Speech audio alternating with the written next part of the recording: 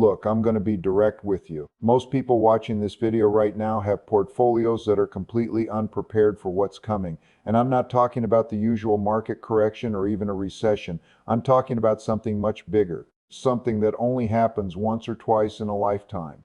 We're entering the late stage of a long-term debt cycle. And if you don't understand what that means for your retirement accounts, your real estate holdings, and especially your bond positions, the next 24 months could be financially devastating. Now, I know that sounds dramatic. I know you've probably heard warnings before, but stay with me here, because in the next few minutes, I'm going to walk you through something that most financial advisors either don't understand or won't tell you about. I'm going to show you 4 specific asset classes that have historically survived this exact setup. And more importantly, I'm going to reveal 3 portfolio mistakes that will absolutely guarantee you get caught on the wrong side of this shift. Here's what makes this moment different from anything most investors have experienced in their careers. The majority of people are still thinking in terms of bull markets and bear markets. They're worried about whether we're heading into a recession. They're concerned about corrections. They're watching the Fed's every move. But what we're actually facing isn't just another recession, it's a regime change. It's that rare moment in history when the rules that worked for the last 40 years suddenly stop working, and the assets that protected wealth in every prior debt cycle become the only safe harbor. The problem is that most people won't see it coming until it's already too late. They'll wake up one morning and realize their portfolio is down 30, 40, maybe 50%, and they won't understand why their diversification didn't protect them. So why does this matter right now? Why am I making this video today? Because we're seeing 3 things happen simultaneously that have only occurred a handful of times in the last century. First, government debt to GDP ratios are at peacetime records across all developed markets. We're not talking about wartime spending here. We're talking about structural peacetime debt levels that are unprecedented. Second, central banks are trapped between inflation risk on one side and financial stability on the other. They can't raise rates without breaking something in the financial system, and they can't cut rates without reigniting inflation. And third, the yield curve has inverted and re-steepened in a pattern that historically precedes forced deleveraging. If you don't know what that combination does to traditional 60-40 portfolios, you're about to find out the hard way, and I don't want that to happen to you. Here's what you're going to learn over the next several minutes. First, I'm going to break down the 4-asset framework for surviving debt cycle transitions and why 3 of these assets are completely counterintuitive to what your financial advisor is probably telling you right now. Second, I'm going to expose the specific portfolio risks that emerge when sovereign debt markets start to crack and why your bond allocation might actually be your biggest vulnerability. And third, I'm going to give you a 7-point action plan specifically designed for investors over 40 who cannot afford to lose a decade of compounding just waiting for markets to recover. Now, before we dive in, I want you to do something. Think about your own portfolio right now. Think about where your money is actually invested. And as I walk through these 4 assets, I want you to honestly assess whether you're truly diversified or whether you're just holding different versions of the same risk. Because that distinction is going to determine whether you survive what's coming or get crushed by it. The framework foundation, let's start with the core framework. This approach isn't based on predicting what happens next. It's not about calling market tops or bottoms. It's not about timing the Fed. It's based on what always happens when debt levels become unsustainable and central banks run out of tools. The framework that most people are familiar with is actually a watered-down version. The real approach is built around one critical principle. When monetary policy breaks, you need assets that respond to different economic forces, not just stocks and bonds, not just growth and value, not just large cap and small cap.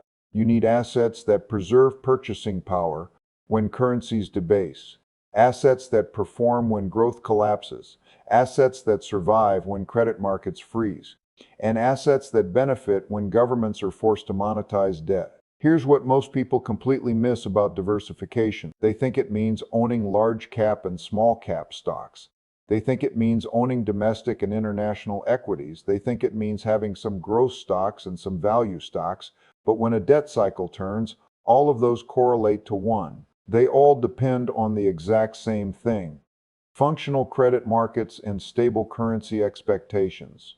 The moment those two assumptions break, everything moves together. Your tech stocks fall. Your real estate falls. Your corporate bonds fall.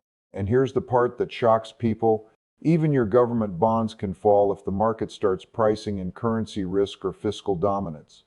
The only way to survive that environment is to own assets that actually benefit from the chaos. Not just assets that hold up okay during normal volatility. Assets that rally when everything else is collapsing. Asset 1, gold. So what are these four assets? Let's go through them one by one, and I'm going to explain not just what they are, but why they work during debt cycle transitions, and what the actual mechanics are that make them fundamentally different from everything else sitting in your portfolio right now. Asset number 1 is gold, but not for the reasons most people think. Most investors treat gold like a fear trade. They buy it when they're scared, they sell it when things calm down, they watch it go up and down, and they try to time it. That's not how this works. Gold is in the portfolio because it's the only major asset that has no counterparty risk and no duration risk. Think about what that means. When government bonds start to lose credibility, when central banks are forced to choose between defending the currency and defending the financial system, gold is the only thing that doesn't depend on someone else's promise. It doesn't yield anything. But that's precisely the point. In a debt crisis, yield becomes a liability. It means you're exposed to default risk, to inflation risk, to refinancing risk. Gold has none of that. It just sits there. And when everything else is imploding because the credit system is breaking, that's exactly what you want. Now here's the part that matters for your actual portfolio construction. Gold doesn't move with stocks, it doesn't move with bonds, it moves with real interest rates and currency confidence. So when inflation is running hot and central banks are behind the curve, gold rallies. When deflation hits and central banks print money to stop it, gold also rallies. The only time gold underperforms is when real rates are high and rising and central banks have credibility. Does that sound like the environment we're in right now? It doesn't to me. Real rates are barely positive. Central banks have blown their credibility with repeated policy errors, and government debt levels mean they literally cannot afford to let real rates stay high for long without triggering a debt crisis. That's the setup where gold works. Now pause for a second. Here's the trap that most investors fall into, and I want you to avoid this. They wait until gold has already rallied 30 or 40%. Then they buy it at the top because they're excited and everyone's talking about it.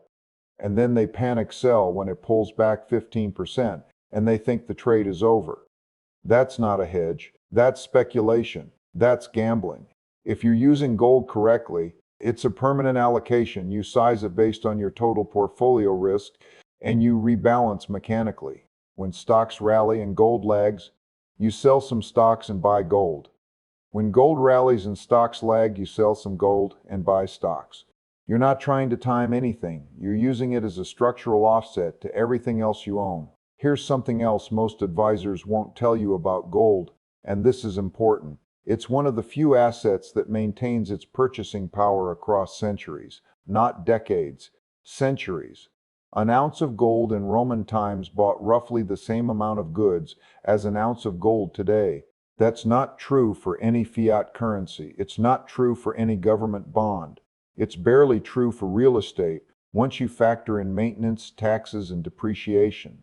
Gold is the only asset with a 2,000-year track record of preserving wealth through every conceivable crisis. Wars, plagues, hyperinflations, depressions, currency collapses. That's not a coincidence. That's a feature of an asset that has no liability attached to it. Now, let's talk about how to actually implement this, because theory is useless without execution. You don't need to own physical gold bars in a vault, although some investors do prefer that. You can own gold through ETFs. You can own it through allocated storage programs where you own specific bars held in your name. You can even own it through gold mining stocks, though that adds equity risk and operational risk, which defeats the purpose of the hedge. The key is that whatever vehicle you use, you want direct exposure to the gold price with minimal counterparty risk and minimal tracking error. And you want to size it so that a 20 or 30% move in gold prices actually matters to your total portfolio. If you own 0.5% in gold, it's not doing anything for you. It's just sitting there making you feel good. If you own 10 or 15%, now it's a meaningful diversifier. Asset 2, inflation-linked bonds. Asset number 2 is inflation-linked bonds, specifically Treasury inflation-protected securities in the US or index-linked gilts in the UK. Now, most investors completely ignore these because the real yields are low and the nominal returns look terrible compared to equities. But here's what they're missing, and this is critical. TIPS are the only asset that contractually adjusts for inflation. Not expected inflation, actual inflation.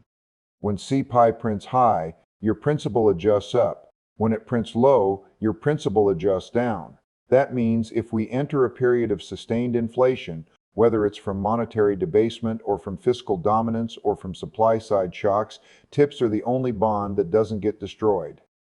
Here's why that matters in the context of a debt cycle. In a debt cycle crisis, governments fundamentally have two options. They can default explicitly, or they can default through inflation. Explicit default means restructuring, haircuts, missed payments. That destroys nominal bonds. Inflation default means printing money and letting inflation erode the real value of the debt. That also destroys nominal bonds. The only bond that survives both scenarios is an inflation-linked bond because it adjusts for the debasement. Now, if you get deflation and defaults, TIPS underperform. Absolutely. But in that scenario, you're holding gold and you're holding cash. The whole point of the framework is that you don't know which scenario plays out, so you own something for each one. Watch what happens when you combine gold and TIPS in a portfolio. Gold rallies when inflation expectations rise and central banks lose control. TIPS rally when actual inflation prints high and the government is forced to honor the indexation. Those two assets are covering the same risk from different angles, which means you're not relying on perfect timing.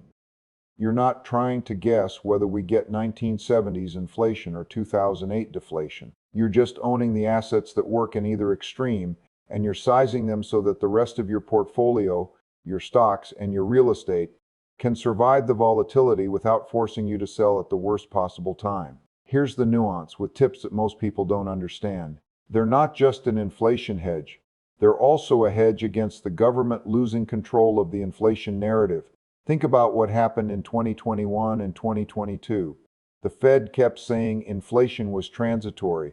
The market kept pricing in low inflation. And then CPI started printing 6, 7, 8%. Nominal bonds got absolutely destroyed because yields had to rise to catch up with reality, but TIPS holders were protected because their principal was adjusting up every month as CPI printed higher. That's the insurance value. You're paying for it with lower yields in normal times. But in exchange, you're getting protection against the scenario where the central bank is wrong and inflation spirals. Let me give you the practical implementation here. You can buy TIPS directly from the Treasury. You can buy them through ETFs.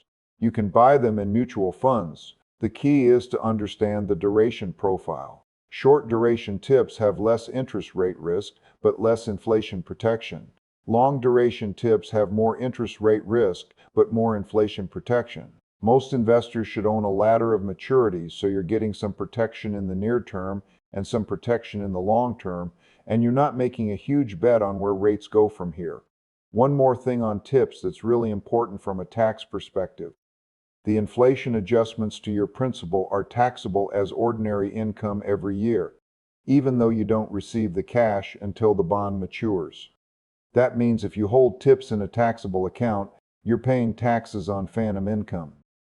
The solution is to hold them in a tax-deferred account like an IRA or 401k, where the inflation adjustments compound tax-free until you take distributions in retirement.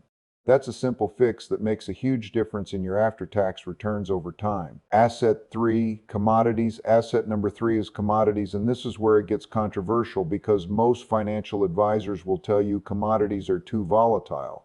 They don't compound. They're not suitable for retirement portfolios. They're too speculative. But here's what they're not telling you. Commodities are the only asset class that benefits directly from supply-side inflation. When energy costs rise, when food costs rise, when industrial metals rise, that flows straight through to commodity prices. It doesn't help your stocks. It doesn't help your bonds. It actually hurts both of them because it compresses margins and it forces central banks to tighten. But if you own the commodities themselves, either through futures or through commodity-linked equities, you're on the right side of that trade. Here's the deeper reason commodities are in this framework. Commodities are real assets. They're not financial assets.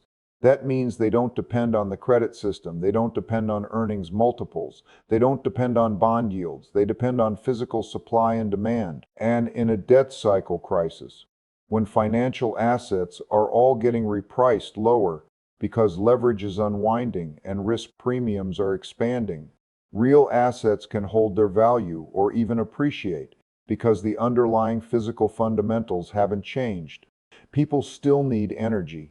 They still need food. They still need copper and aluminum and steel. Now, here's the risk you need to understand, and I'm not going to sugarcoat this. Commodities are volatile. They can drop 30, 40, 50% in a deflationary collapse.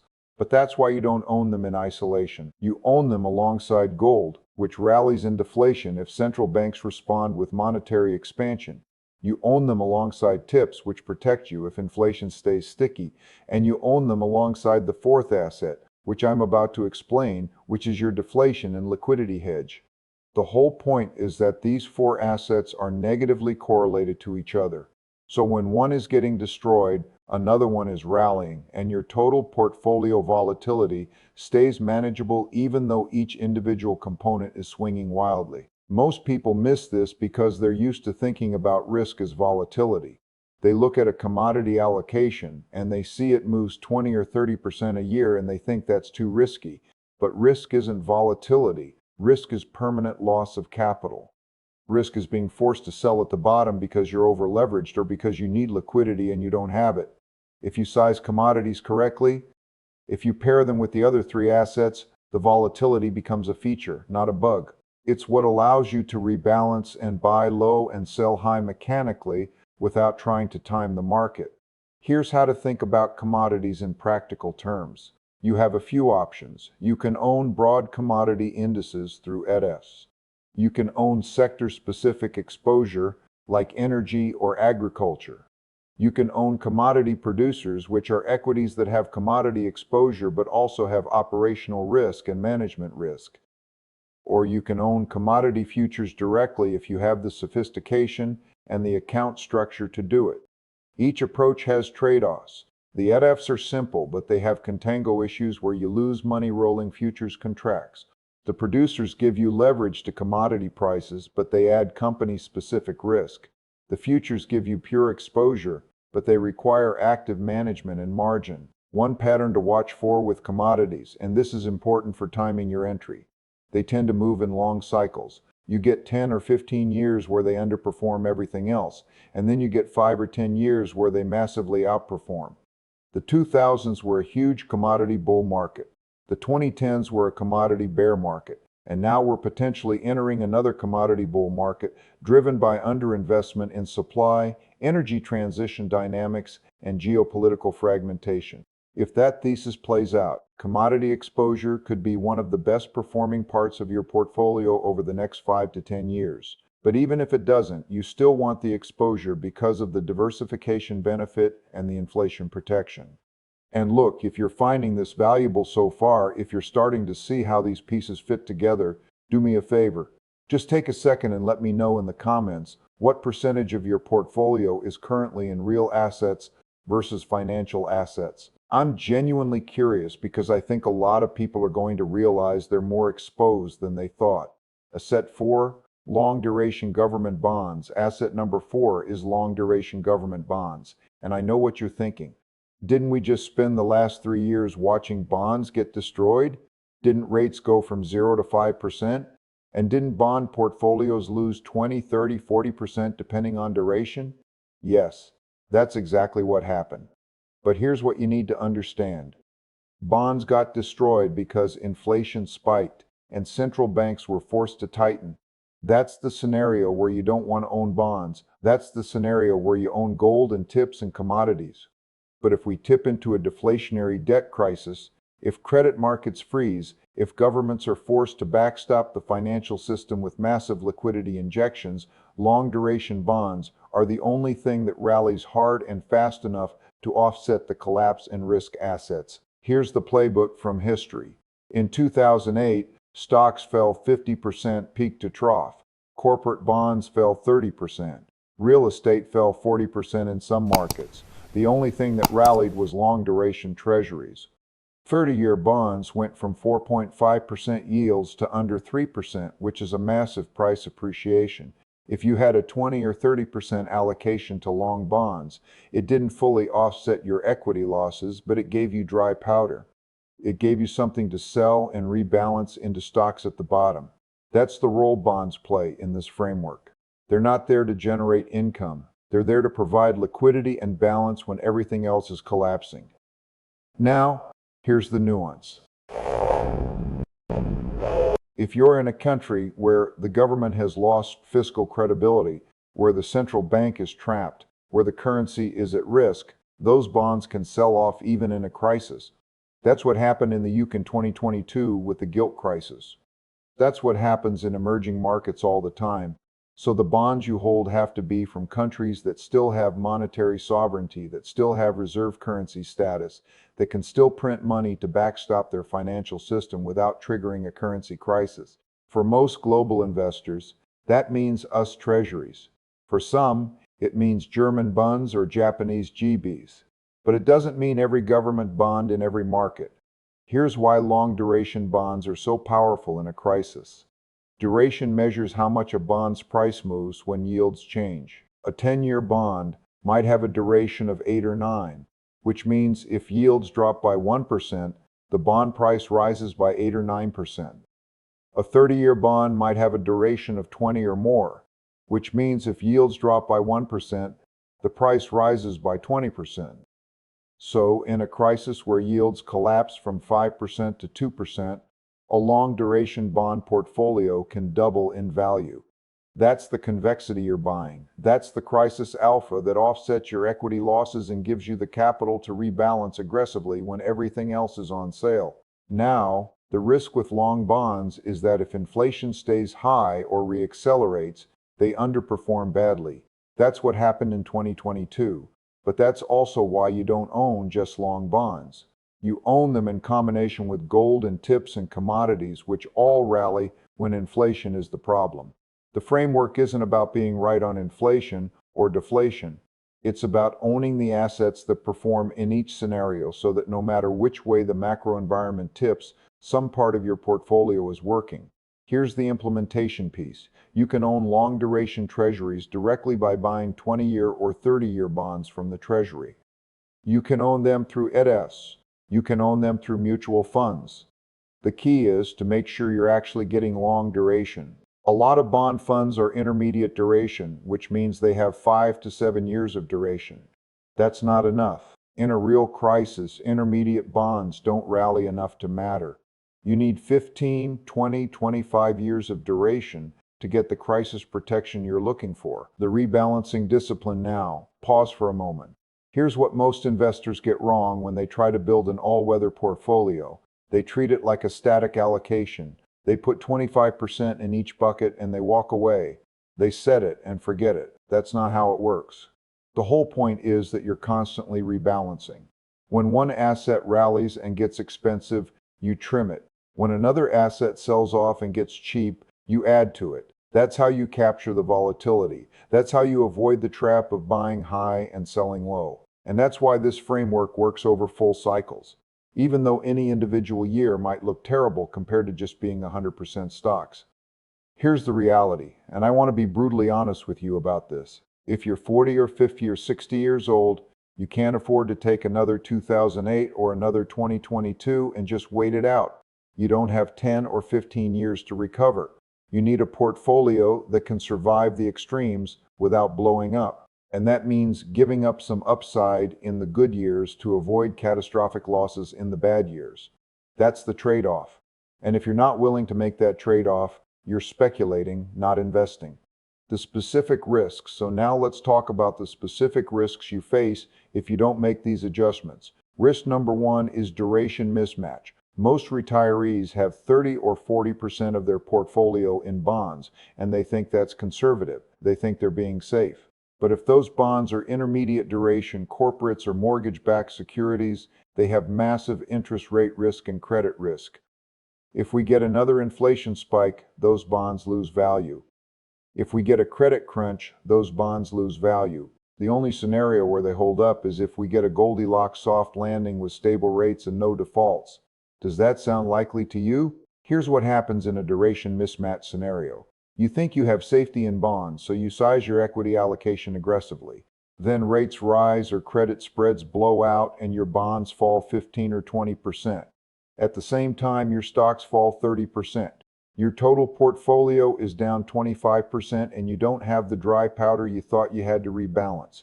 You're stuck. You either sell equities at the worst time to raise cash or you ride it out and hope both asset classes recover quickly. That's not a plan. That's hope. And hope is not a strategy. Risk number 2 is forced selling. If you're retired or close to retirement, you're pulling money out of your portfolio every year to live on. That means if the market drops 30%, you're selling into the decline. You're locking in losses. And if the market takes 5 or 10 years to recover, you're selling more and more shares at depressed prices, which means your portfolio never recovers even when the market does. That's sequence risk. And the only way to avoid it is to have enough liquidity and enough diversification that you're not forced to sell your equity exposure at the bottom. Here's a real example that I want you to think about. Let's say you retire in January 2008 with $1 million portfolio, 60% stocks, 40% bonds. You're planning to pull out $40,000 a year to live on. The market crashes. By March 2009, your stocks are down 50%. Your portfolio is worth $700,000, but you still need $40,000 to live on. So now you're pulling out nearly 6% of your portfolio, and you're selling stocks at the absolute bottom to do it. Over the next few years, as the market recovers, your portfolio grows, but it never gets back to where it would have been if you hadn't been forced to sell at the bottom. That's the math of sequence risk. It's brutal and it's permanent.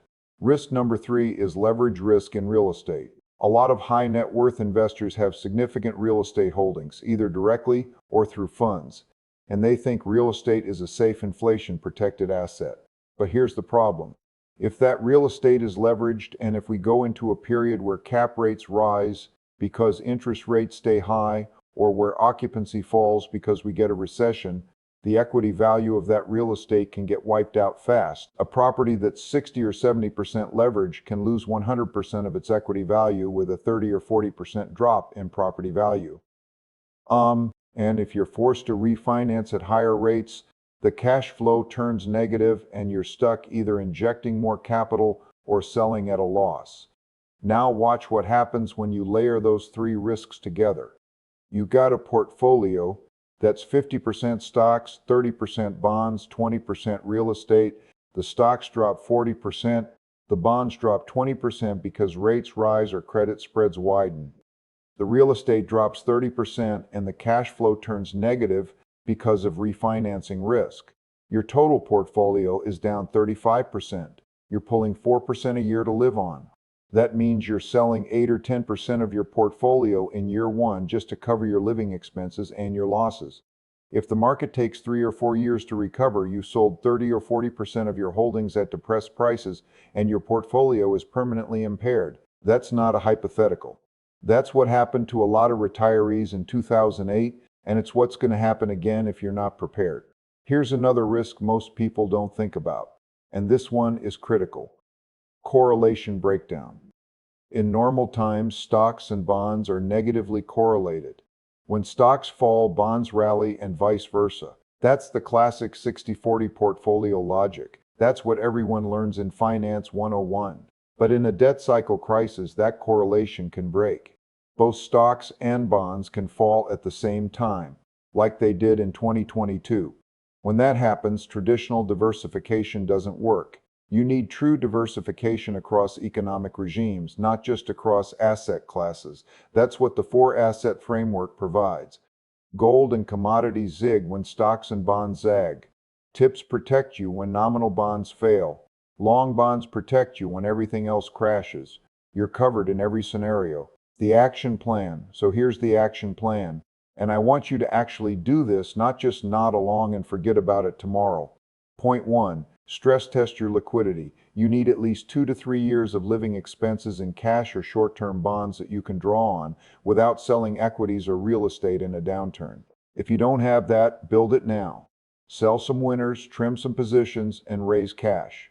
This is your buffer. This is what keeps you from being a forced seller when markets are in free fall. Point 2. Eliminate or reduce leverage. If you have margin debt against your stock portfolio, pay it down. If you have real estate that's over-leveraged, either refinance now while you can or sell it and redeploy into less leveraged assets. Leverage is a return amplifier in good times and a wealth destroyer in bad times. You don't need it. And in a debt cycle crisis, leverage kills. Banks pull credit lines. Margin calls force liquidations. Properties with negative cash flow become anchors. Get out from under it before it becomes a problem. Point 3. Diversify your return drivers. Make sure you own assets that respond to different scenarios, not just stocks and bonds. Gold for currency debasement, tips for inflation, commodities for supply shocks, long bonds for deflation. Size them so that no single scenario wipes you out. A reasonable starting allocation might be 30% stocks, 20% long bonds, 15% tips, 15% gold, 10% commodities, 10% cash.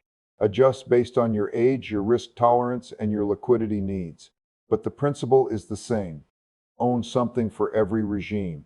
Point 4. Set a rebalancing rule. Decide in advance how much drift you're willing to tolerate and commit to rebalancing mechanically. When stocks rally and hit your upper band, trim them and buy the laggards. When stocks sell off and hit your lower band, sell the outperformers and add to stocks. Don't try to time it. Just follow the rule that forces you to sell high and buy low without thinking about it. Point 5. Reduce your withdrawal rate if necessary.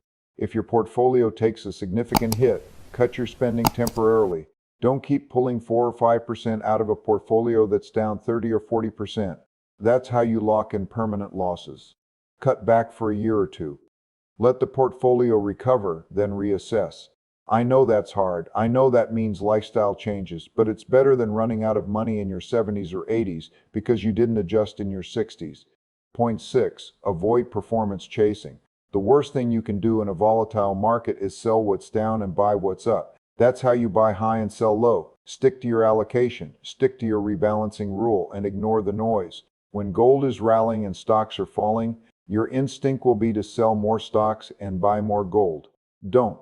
The rebalancing rule says to do the opposite. Trust the process. It works over full cycles, even when it feels wrong in the moment. Point 7. Control your information diet. Turn off ENB. Stop checking your portfolio every day. The more you watch, the more you'll be tempted to make emotional decisions. Set your allocation. Set your rebalancing rule and check in once a quarter. That's it. Your spending, your health, your relationships. Those matter more than whether your portfolio is up or down 2% this week.